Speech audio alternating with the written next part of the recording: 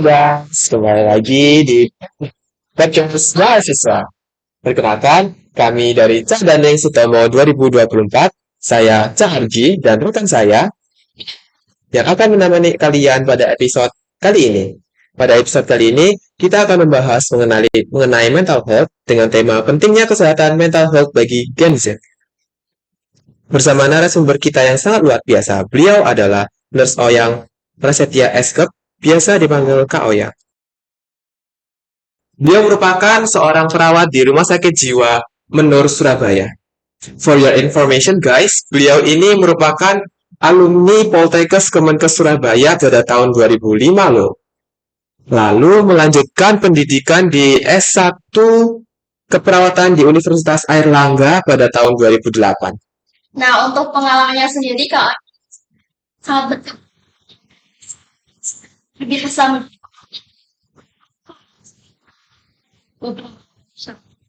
Nah, gimana nih, Kak? Hai, saya baik. Hari ini semakin luar biasa. Kebetulan tetap melaksanakan aktivitas seperti biasa di Rumah Sakit Jiwa Menur Surabaya.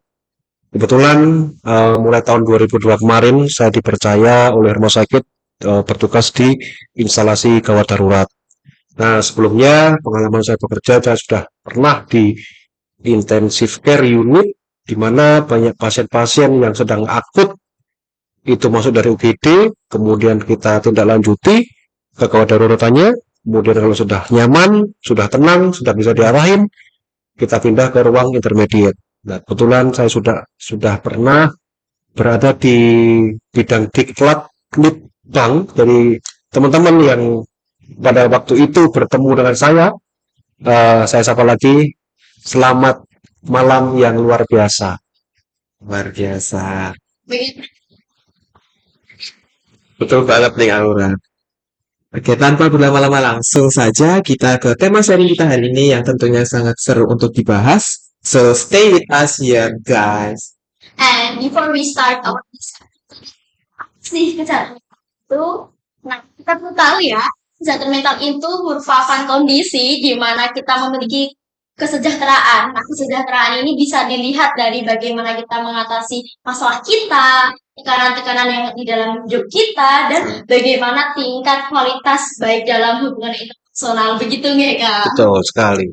Benar banget nih Aura. Nah, oke, langsung saja untuk mengetahui lebih dalam pada diskusi kali ini bersama Kak Oyang.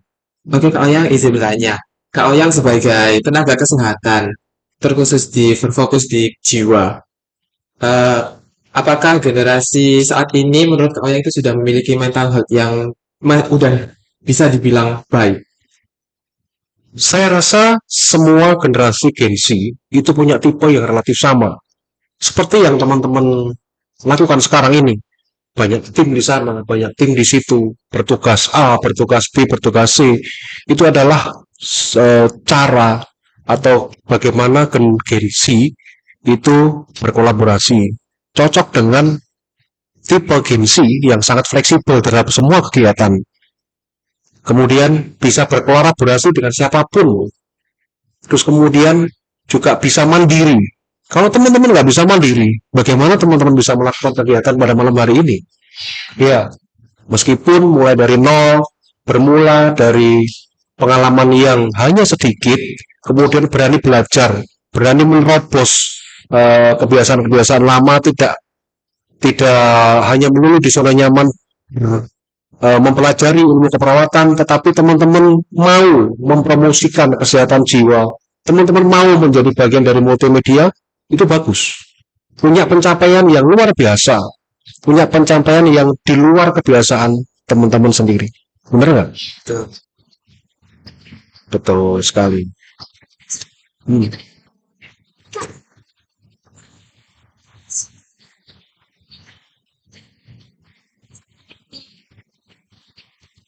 So, kesehatan mental yang kayak diri seperti itu. Nah, itu juga banyak banget beredar stigma kalau mereka yang mempunyai mental disorder itu mencari perhatian begitu, Kak.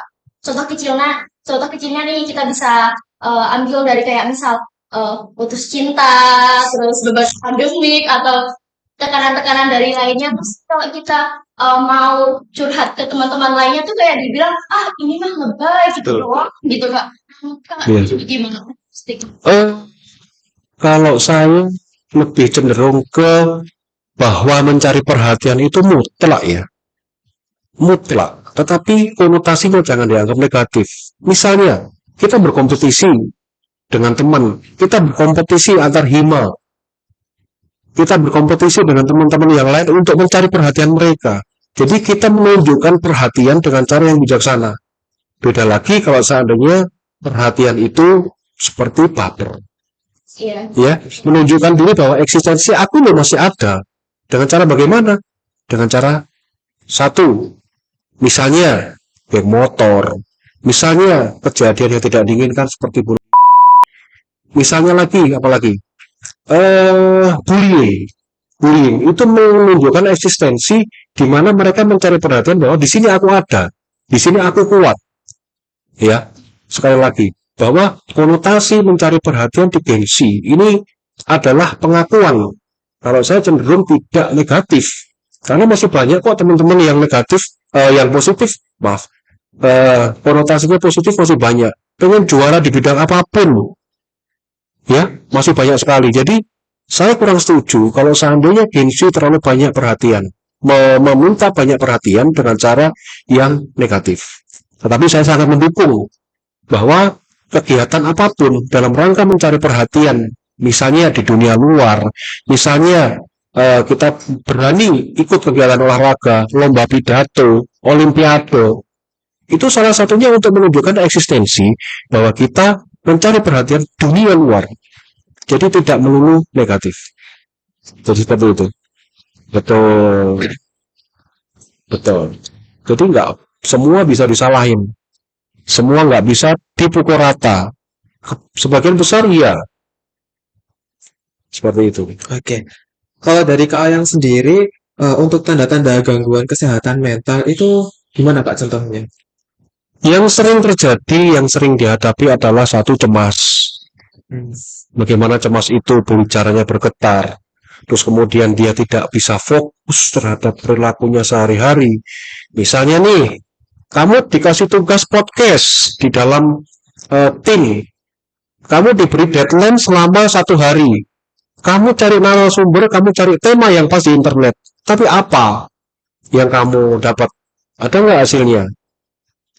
Fokus, terus kemudian cemas. Tekanan darah meningkat. Dia lebih senang untuk mengurung diri. Tidak mau bersosialisasi. Cenderung berfokus pada diri sendiri. Ya. Terus kemudian pola tidurnya dia terganggu. Pola tidur terganggu itu salah satu tanda kecemasan, sulit berkonsentrasi. Salah satunya itu yang bisa ditemui pada teman-teman yang mungkin mengalami mental disorder. Itu tanda-tanda ya. Jika itu terjadi secara berlebihan, maka akan mengganggu konsep diri kita. Satu, dia nggak nyaman dengan penampilannya, dia nggak enjoy dengan perannya sebagai apa. Misalnya nih, kita bicara di teman-teman hima, kita nggak bisa menyadari, tidak bisa menempatkan diri bahwa saya sebagai seorang mahasiswa itu harus bagaimana. Nah, kemudian dari harga dirinya dia akan lebih cenderung untuk apa istilahnya tidak mempunyai harga diri yang tinggi dan terus-menerus akan jatuh kepada perasaan yang salah. Seperti itu. Nah, kalau orang-orang sudah gangguan kesehatan mental ini bisa sembuh atau bakal permanen ya Kak? Nah, ini PR buat teman-teman semua. Teman-teman buat PR buat teman-teman semua yang ada di ruangan ini, yang ada di luar sana. Tergantung bagaimana. Kamu mau menjadi insan atau mau menjadi seekor sapi? Kalau kamu menjadi seorang insan, bantulah sesama manusia. Kamu harus saling membantu. Bagaimana kamu ada orang ini loh yang sedang nggak baik-baik saja. Kamu mau nggak menjadi teman yang baik? Apakah kamu mau membantu dia untuk tumbuh? Apakah kamu mau membantu dia untuk meningkatkan harga dirinya? Apakah kamu mau mengangkat teman-temanmu dari perasaan bersalah secara terus-menerus?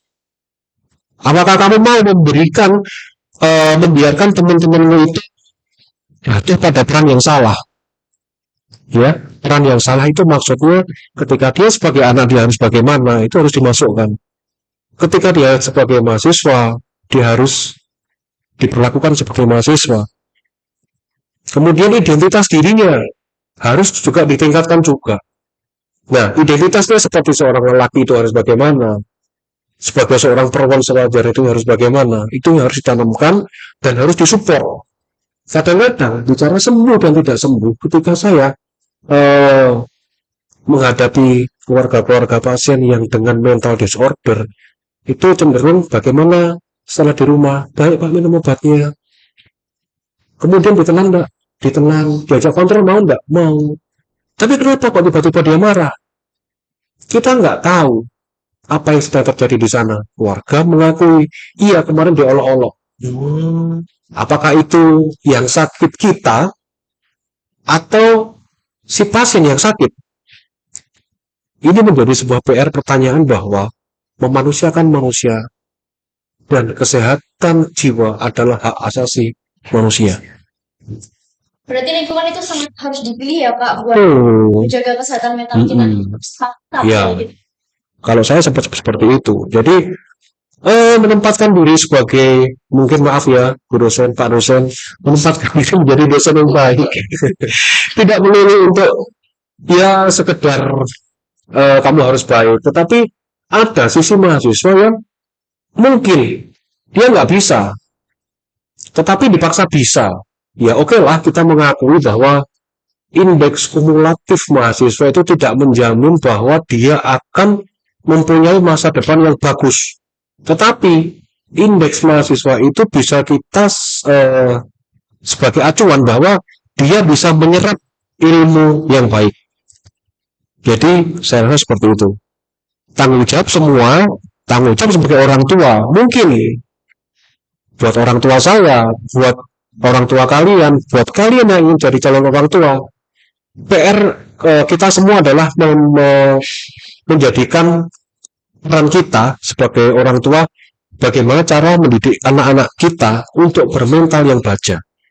Nggak jarang loh kita sebagai orang tua itu sangat melemahkan anak kita. Misalnya nih, kalau seandainya anak nangis, ya nangis terus.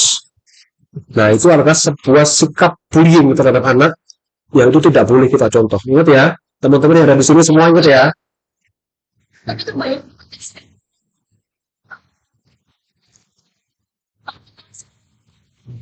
sih gitu kan. Kalau cenderung saya lebih berpikir bahwa orang tua tidak ada yang salah dalam mendidik anaknya dulu. Tetapi mungkin parenting yang baik kurang diketahui oleh orang tua. Jadi banyak nih mungkin yang dengan bentak-bentak, dengan cara yang selalu membantu. Ya, pernah dibantu orang tua nggak? Berapa kali sebulan? Sebulan sekali. Nah, jadi kita biarkan anak-anak itu tetap berkembang. Kita biarkan teman-teman kita tetap berkembang. Kita biarkan teman-teman yang kita yang nggak bisa, tidak bisa mengikuti kuliah itu tetap berkembang, tetapi tetap kita pantau. Kamu yang nggak bisa yang mana nih? Aku nggak bisa mata pelajaran mungkin medical bedah atau konsep dasar keperawatan ataupun yang lain. Misalnya, bagaimana cara mendidik anak yang benar? Itu harus tetap ditanamkan sejak kita dini. Penting banget ya Kak parenting yang bagus. Betul. Bener banget. Oke Kak, lalu kira-kira faktor apa aja sih yang mau bisa menjaga keseimbangan mental health? Evaluasi diri sangat diperlukan. Ya, kalau kita berbicara tentang evaluasi diri itu bagaimana kita mempunyai tujuan yang jelas, merealisasikan tujuan yang jelas, dan melaksanakan dengan tujuan yang jelas. Satu, mempunyai tujuan yang jelas. Simple aja sih mikirnya. Kalau teman-teman circle saya itu selalu punya iPhone 15, 16, 17, belum ada ya. Nah, kalau kita mau sebuah iPhone dan kita hanya punya Android, oke lah pencapaian kita realistis kita punya iPhone. Tetapi bagaimana cara memperolehnya? Harus realistis juga. Harus dipangkas uang jajanmu, harus rela diet. Meskipun diet itu suatu apa? Suatu stigma negatif terhadap orang yang menabung. Memaksa nggak makan sih, hanya sekedar iPhone. Ya, Ya, kemudian kita tidak memaksakan bahwa itu harus sekian. Jadi, ngalir aja. Kita harus tetap ngalir dalam kita mencari tujuan yang jelas itu. Terus kemudian selalu mengevaluasi diri. Kamu boleh meminta petunjuk profesional. Siapa misalnya contoh di profesional di lingkunganmu? Bisa orang tua, profesional dalam pendidikan, di kampus, profesional pada guru, dosen. Kalau seandainya pada dosen, beranikan diri untuk ngomong, saya tidak bisa mata kuliah A. Datangi beliau. Kemudian mengutarakan maksudnya. Bagaimana cara saya bisa mengikuti materi ini dengan baik dan benar. Atau mungkin mentor kita. Kita sebagai menti ikut mentor. Mentor siapa yang dipilih? Kakak tingkat, alumni, atau siapapun lah yang relate dengan aktivitas kita di kampus. Jadi, tidak menutup kemungkinan itu harus kita lakukan untuk supaya kita tetap menjaga kesehatan kita yang baik, terutama kesehatan mental kita. Gen Z ya. Cara kita masalah kita yang lainnya yang karena gangguan kesehatan mental atau gimana sih cara kita meningkatkan kesadaran teman-teman yang lain biar lebih aware juga terhadap pentingnya kesehatan mental. Oke. Kalau bicara tentang aware terhadap kesehatan mental, maka kita harus tetap menjadi teman yang baik. Jangan teman yang toksik. Kita harus menjadi circle yang baik, bukan circle yang toksik. Jadi apapun keluhan teman-teman kita dengar. Kalau kita tidak bisa membantu secara tenaga, kita mungkin bisa memberi saran kepada dia. Kalau seandainya kamu misalnya nih, ada teman-teman yang bingung aku punya masalah ini harus bagaimana, langsung saja kalau seandainya itu berkaitan dengan mental, yang pertama bawa ke puskesmas. Puskesmas itu sekarang kebanyakan sudah mempunyai layanan psikologi. Itu yang paling dekat. Ya, puskesmas. Atau kalau di lingkup Surabaya, banyak juga yang sudah berpraktek psikologi mandiri. Tapi kalau kamu langsung datangnya rumah sakit Menur, promosi. Nah, secara virtual rumah sakit Jawa Menur itu memberikan layanan yang namanya Ojo Bingung. Nah, nanti teman-teman bisa cek di Instagramnya Rumah Sakit Jawa Menur, layanan Ojo Bingung itu seperti apa sih, dan bisa diakses lewat apa sih. Nah, seperti itu. Terus kemudian juga kami semi-semi crisis center ya. Semi-semi crisis center. Jadi ketika sekedar curhat ya. Ketika kita tidak bisa mengatasi masalah dan ada orang lain yang menyarankan kita ke Menur, itu jangan mempunyai stigma bahwa rumah sakit Menur adalah orang yang dengan gangguan jiwa. Padahal kalau kita boleh kritis, kita juga mengalami mental disorder loh. Cuma gangguannya adalah istilah gangguan jiwa dan mental disorder. Ya, apakah itu sudah dijelaskan ya, sudah diketahui di awal bahwa kalau kita mempunyai saran, bingung, ada teman yang sedang krisis, lebih baik ke Rumah Sakit Jawa Menur. 24 jam, 7 hari. Jadi di sana kalian bisa datang, kami tidak akan melayani sebagai teman, kami akan melaksanakan sebagai terapis, kami akan menjadi yang teman-teman kalian bicara. Hanya sekedar sharing. Ada beberapa kejadian yang lalu di Rumah Sakit Jawa Menur itu kedatangan orang yang sangat bingung sekali. Kamu sedang ngapain, Kak? Saya bingung sekali. Saya bingung harus kemana. Oke, nggak apa-apa. Kamu tidur di sini. Kalau sudah enakan kabari kita ya. Ya udah. Malam-malam sekitar jam 1:30 dia datang, kemudian tidur. Jam 6:15 dia sudah fresh. Kak, terima kasih ya. Sesimpel itu loh. Sesimpel itu di kami itu sebenarnya. Jadi teman-teman nggak usah bingung. Kemanapun akan ada layanan gawat darurat. Kalau misalnya teman-teman pada waktu itu butuh teman ngobrol, butuh teman untuk hanya sekedar datang dan bingung. nggak apa-apa. Ya, sekali lagi nggak apa-apa, manfaatkan fasilitas kesehatan, jangan fasilitas orang yang terlalu pintar atau orang yang kepintaran. Istilahnya orang pintar. Nah, ini Iya, betul. Datang aja, nggak apa-apa.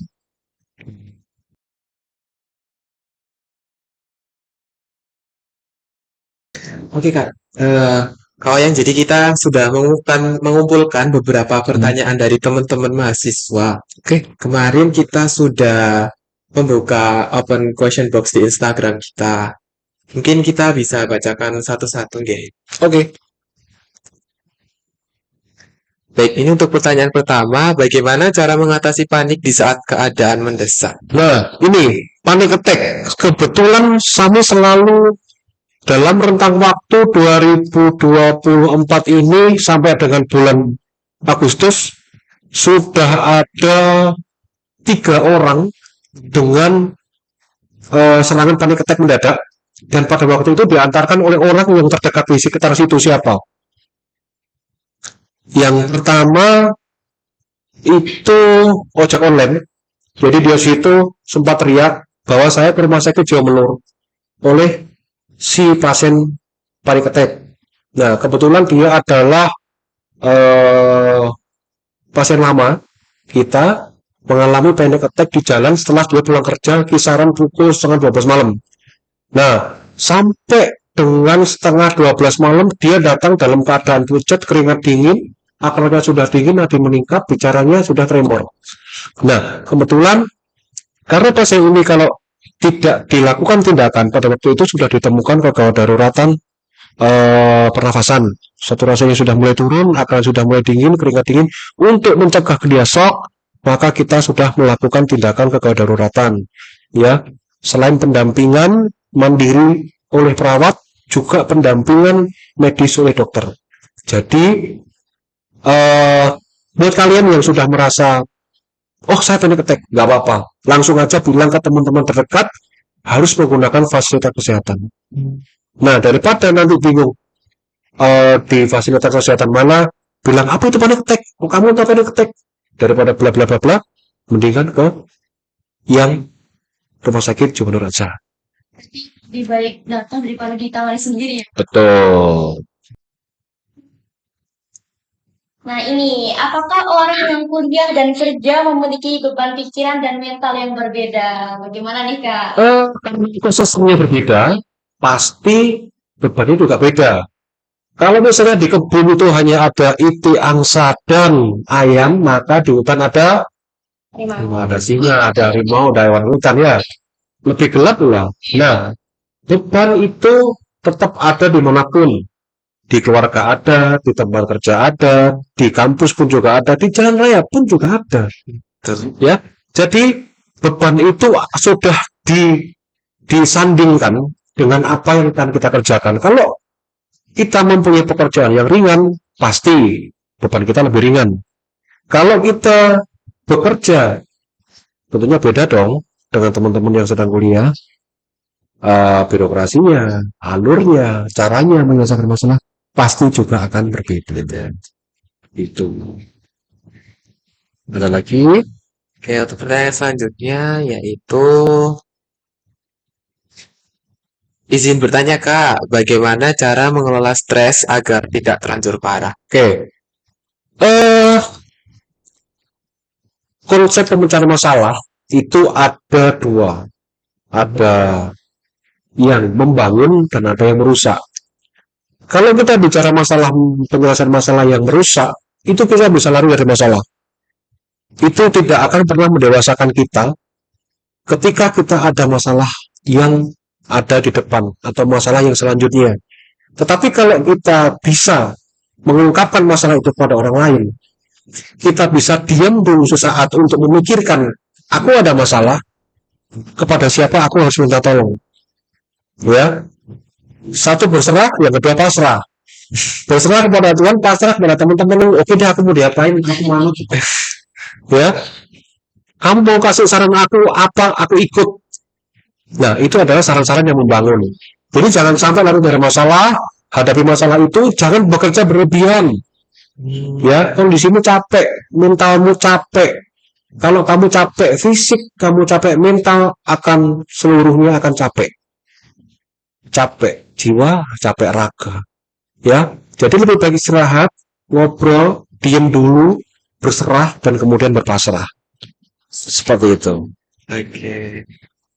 Dari pertanyaan selanjutnya dari saya pribadi, Kak. Tadi kan Oh, Kak Oyang menyebutkan kalau misalnya kita mengalami panic attack itu harus ke vaskes terdekat. ya. Kalau semisal di sekitar kita tuh misal nggak ada vaskes terdekat, apakah kita bisa mengatasi secara sendiri, secara mandiri? Secara mandiri, tarik nafas dalam, atur pelan-pelan. Karena panic attack itu terjadinya tidak, dia pasti akan ada jeda. Jadi di mana merasakan masalah yang sedemikian hebatnya, terus kemudian merasa dadanya ini seperti tertusuk. Nah, di periode itu dari mulai nggak apa-apa, kemudian sudah ada gangguan, saya pasti akan mengalami kejadian A jika saya mengalami tanda B. Nah, makanya di periode itu gunakan untuk mencari pertolongan. Pertolongan itu pertama mungkin kamu butuh tempat aman, ya. Kamu butuh lingkungan yang nyaman. Nah, itu bisa untuk berpikir. Jadi kita nggak semua ada perjalanannya. Jadi nggak pasti ada sempatnya mikir. Kecuali kalau kamu masa butuh. Itu. Oke. Udah, closing. Pertanyaan apa?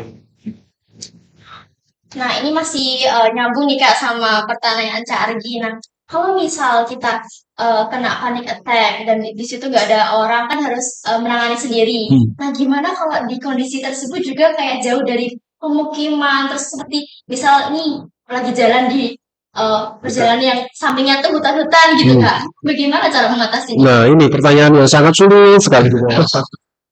Ya, sekarang kita tinggal mau pasrah. Pasrah apa pasrah? Nah, ibarat kata kita nggak ada pertolongan kemana-mana. Kalau secara kita bisa memanfaatkan diri kita sendiri untuk menyelesaikan masalah. Satu, atur nafasmu. Kalau kamu bisa teriak sekencang-kencangnya, apa yang bisa kamu lakukan saat itu untuk tidak menyakiti dirimu sendiri? Dengan kata kunci ya, saya sudah panik, saya juga bisa ngapa-ngapain. Saya mati aja. Hindari kata-kata ataupun pikiran tentang mati di dalam pikiran kamu. Sehatkan jiwamu, jernihkan pikiranmu, kemudian kamu baru bisa bertindak dengan baik. Nafas yang panjang, keluarkan pelan-pelan, ulangi sampai kamu benar-benar rileks. Sampai kamu benar-benar rileks, kemudian baru kita akan punya jendela untuk berpikir apa yang harus saya lakukan. Seperti itu.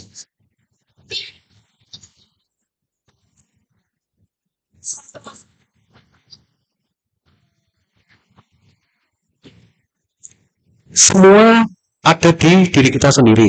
Tergantung cara kita memecahkan masalahnya seperti apa. Masalah segede apapun di dalam kesehatan jiwa, kalau kita bisa mengkoordinasikan dengan siapapun, misalnya nih, kamu punya masalah panic attack, kamu kontrol nggak? Kamu sudah diberikan pengetahuan, kamu harus kontrol ya, kamu harus minum obat ya, kamu harus mengikuti kegiatan ini ya, kamu harus punya circle yang seperti ini ya. Kalau kamu bandel terhadap penyelesaian masalah ini, itu akan terus selalu menetap. Dan kamu nggak akan bisa bergerak kemana-mana kecuali kamu sudah memilih, saya masa bodoh dengan diri saya sendiri. Seperti itu.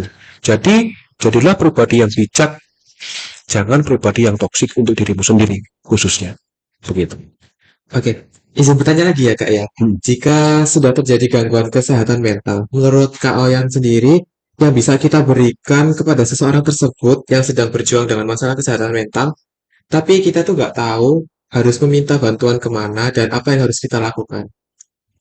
Satu, kita harus tahu dulu bahwa di masalahnya itu apakah harus diselesaikan dengan fasilitas kesehatan atau cukup kita konseling. Kalau konseling bisa dimanapun, tapi kalau sudah mengganggu aktivitasnya dia, mungkin dia sudah menelantarkan dirinya sendiri, kemudian dia tidak mampu mengelola diri sendiri, itu harus segera ke pelayanan kesehatan. Ya, bahayanya apa? Bukan masalah kesehatan mentalnya, tetapi kesehatan fisik yang disebabkan karena mentalnya nggak benar. Satu, aku nggak mau makan aku mengurung diri Nah, lama-kelamaan dia akan lemes, kekurangan cairan, kemudian pingsan. Yang membunuh dia adalah penyakit fisik, bukan penyakit mentalnya. Seperti itu. Jadi tetap harus kesehatan. Dilihat dulu, seberapa nih? Oh, ternyata dia sudah mengurung diri di kamar. Ya, kalau kamu mampu memberikan dia minum dan dia mau minum, ya oke, nggak apa-apa. Selanjutnya tetap harus ke fasilitas kesehatan. Jadi dipilih yang mana yang membahayakan dirinya sendiri dulu. Seperti itu. Nah, kalau Positive affirmation sangat sekali membantu untuk diri kita sendiri. Nah, makanya itu tadi saya jelaskan dalam rangka menarik nafas dalam kondisi hutan belantara, ya, kita harus selalu mengafirmasi saya kuat, saya bisa mengatasi masalah saya dan saya yakin saya bisa. Tubuh saya hebat, pikiran saya sehat. Sangat membantu sekali afirmasi. Ya, sudah banyak testimoninya ini. apakah kadang kita kayak sering terlibat itu kayak sepele berarti banget nih makan setiap hari tuh gimana sih tipsnya itu? Kalau kamu muslim, oke. Gunakan 5 waktu untuk selalu afirmasi setelah kamu sholat ataupun akan kamu sholat. Ya, itu kalau kamu muslim. Teman-teman muslim bisa, setiap saat bisa melakukan itu. Dimanapun dan bagaimanapun caranya akan tetap bisa. Jadi tergantung niatmu, kamu mau melakukan itu, melatih itu menjadi habit apa enggak. Ya, jadi tergantung kuncinya ada di dalam diri sendiri. Dan terus dijadikan kebiasaan. Betul, seperti itu. Oke Kak, menuju pertanyaan selanjutnya. Dari Kak Oyang sendiri, bagaimana kita dapat menangani masalah kesehatan mental dengan lebih baik dalam sistem pendidikan, khususnya untuk anak-anak dan remaja? Oke. Kita fokus ke pendidikan anak. Jadi, anak dan remaja relatif hampir terpisah karena usia.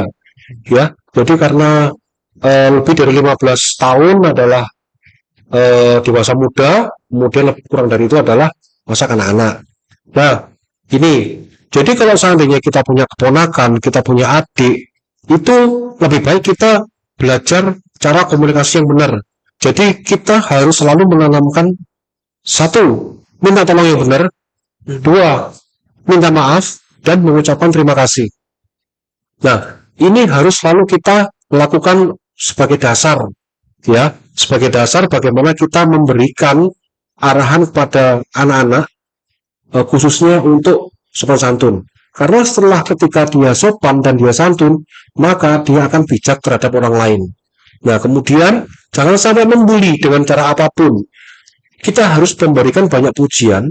Kalau seandainya kita merasa bahwa perilakunya itu nggak benar, itu jangan langsung ngomong, adik jangan boleh nakal ya. Dia nggak ngerti loh kalau dia nakal. Nakal itu apa sih? Kalau kita ngomong tentang nakal kita apa? Kita harus bisa memberikan definisi. Nakal itu apa? Kalau yang kita lihat adalah tanda gejala bahwa dia itu lari, kemudian naik ke meja, ya ngomongnya yang benar. Jangan kasih yang nggak benar sama anak, dek. Jangan naik ke atas meja, naik di atas meja itu dilarang. Ya, main di tempat lain. Dek, main mainan yang lain. Jadi itu lebih berharga. Itu lebih berharga daripada kita bilang dia nakal. Kemudian masalah remaja.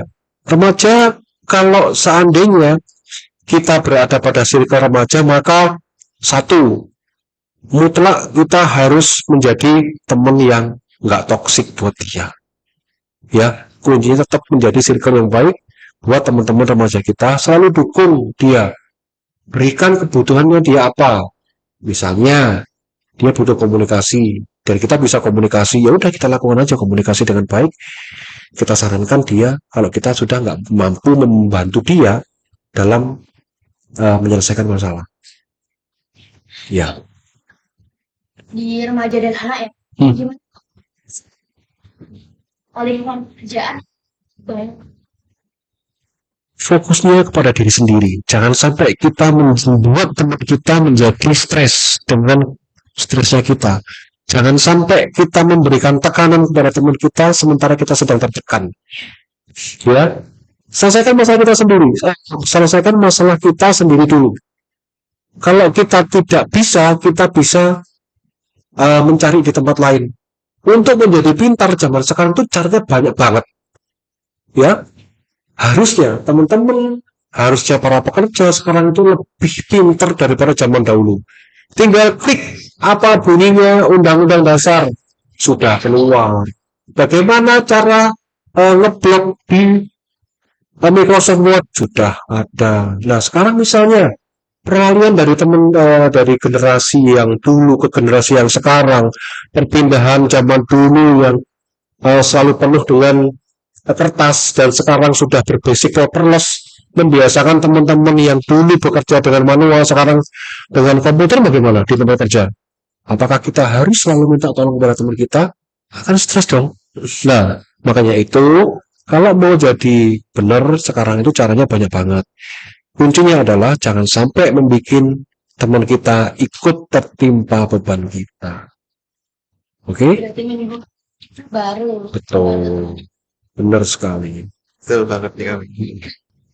Oke, Kak, ini ada pertanyaan lagi nih dari teman-teman. Nah, itu apakah sudah benar jika kita memutuskan untuk cut off orang-orang yang memiliki pengaruh buruk untuk diri kita? Nah, kuncinya ada di kita sendiri. Kalau seandainya kita dengan memutus hubungan, kita meninggalkan circle kita yang lama, dengan harapan kita memperoleh circle yang baru, yang lebih sehat, oke, nggak ada masalah. Sangat didukung sekali bagaimana kita meninggalkan lingkungan kita yang nggak sehat. Satu, kalau misalnya lingkungan kita adalah lingkungan yang terlalu banyak bullying, terlalu banyak tidak menghargai orang, itu lebih baik ditinggalkan.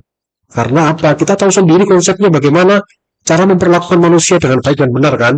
Kalau seandainya kita nanti berpindah ke misalnya organisasi remaja masjid, satu mungkin yayasan amal, itu lebih baik kan. Jadi lebih sehat, lebih baik.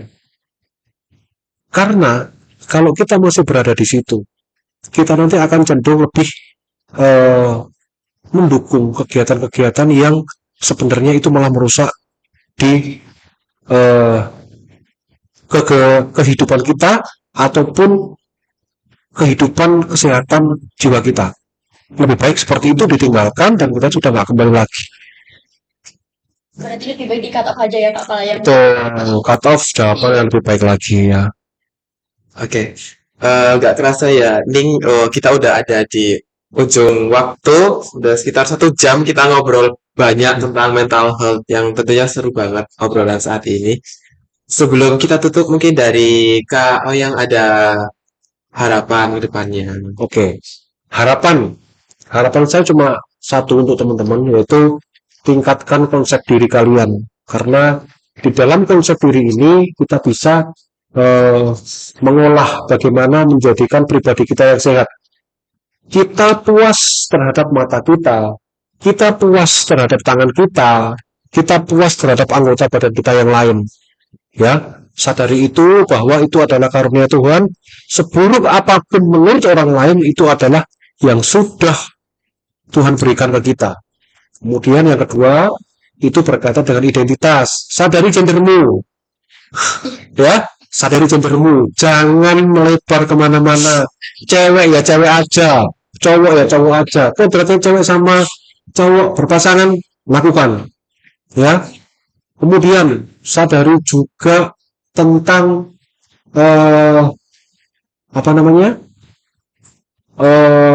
harga diri kalian. Jangan sampai kalian jatuh ke dalam perasaan yang bersalah terus. Bangkit atau jatuh. Semakin kamu bangkit, kamu akan segera sehat. Semakin kamu segera cut off, kamu akan semakin sehat. Pilihannya ada di tangan kamu, sekarang atau nanti. Wah, Oke. keren banget. Ini bisa disimpulkan kesehatan mental ini sangat penting untuk kita, tentunya remaja ya Kak. Betul.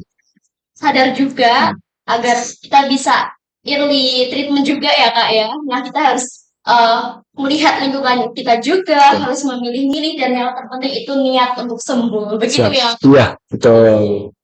Oke, kalau kesehatan mental terganggu, kondisi fisik dan kualitas hidup juga bisa menurun. Nah, dengan mengenali prinsip ini, semoga dapat membantu teman-teman untuk menyadarkan kita semua bahwa pentingnya menjaga mental health sejak usia dini. Oh iya guys, buat kalian di rumah yang merasa memiliki gangguan kesehatan mental atau kerabat kalian yang memiliki gangguan kesehatan mental, dibantu ya guys dan jangan lupa datang ke pelayanan kesehatan yang terpercaya. Betul banget, dengan penanganan yang tepat, gangguan kesehatan mental bisa dikendalikan dan kamu pun bisa menjalani hidup yang lebih berkualitas dan bahagia. So guys, keep happy. Dan buat teman-teman jangan lupa like, comment, subscribe, dan follow IG kita, TikTok maupun Instagram. Saya Cak Argi, Dan saya Ani. pamit undur diri, sampai jumpa di siswa selanjutnya. Begini. Bye.